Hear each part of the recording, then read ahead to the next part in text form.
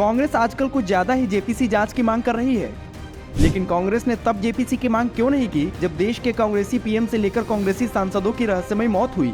जब KGB agent ने अपनी किताब में इंदिरा के बिके हुए होने की बात कही थी, तब जेपीसी की मांग क्यों नहीं की। लेकिन आजकल क्यों बार बार जेपीसी की मांग करने लग जाते हैं। असल में ये लोग अनिल अंबानी को टारगेट नहीं कर रहे, बल्कि अनिल की आड़ में पीएम मोदी को टारगेट कर रहे हैं। यही नहीं, इनका एक और बड़ा नापाक इरादा है। इनके रडार पर मोदी जी के साथ साथ कोई और भी है। जेपीसी की मांग के पीछे गांधी परिवार का चीन के साथ साइन किए गए सीक्रेट एमओयू का भी अहम रोल है। अगर राफेल मामले में जेपीसी जांच होती तो राफेल की सभी अंदरूनी तकनीकी जानकारियां जांच कमेटी के सामने साझा करना पड़ता कि राफेल में क्या क्या फीचर्स हैं, क्या क्या सिस्टम लगे हैं इत्यादि। ये सारी जानकारियां ये लोग किसी भी दुश्मन देश को लीक कर सकते थे। जैसे ये लोग राफेल मामले में जेपीसी की मांग कर रहे थे, वैसे ही ये एक बार फिर अडानी मामले में जेपीसी की मांग कर रहे हैं। ये लोग अडानी के ऊपर जेपीसी की मांग कर रहे हैं क्योंकि अडानी की कंपनी बेंगलोर की एक प्राइवेट कंपनी के साथ मिलकर ड्रोन बना रही है, जो कि बहुत ही महत्वपूर्ण है और सेना के काम आएगा। अडानी को डिफेंस कॉरिडोर के भी कुछ कॉन्ट्रैक्ट मिले हैं, लेकिन इसमें जो सबसे महत्वपूर्ण है वो है दक्षिण एशिया की सबसे बड़ी हथियारों की फैक्ट्री।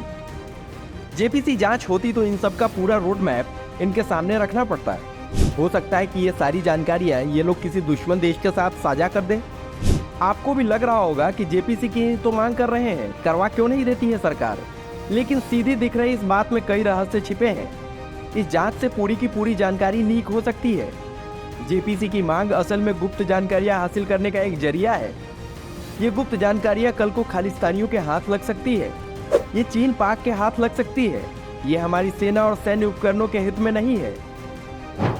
ये लोग पीएम मोदी के साथ हमारी सेना और हम जो सैन्य उपकरण बना रहे हैं उसको टारगेट कर रहे हैं। और किसको टारगेट कर रहे हैं? और तो और भारत ने कुल 750 बिलियन अमेरिकी डॉलर का निर्यात का शानदार आंकड़ा पार कर लिया है। भारत में बन रही सारी चीजें, चाहे वो हथियार हो या कोई और मेड इन इंडिया प्रोडक्ट, ये सभी पोर्ट से ही बाहर भेजे जाते हैं।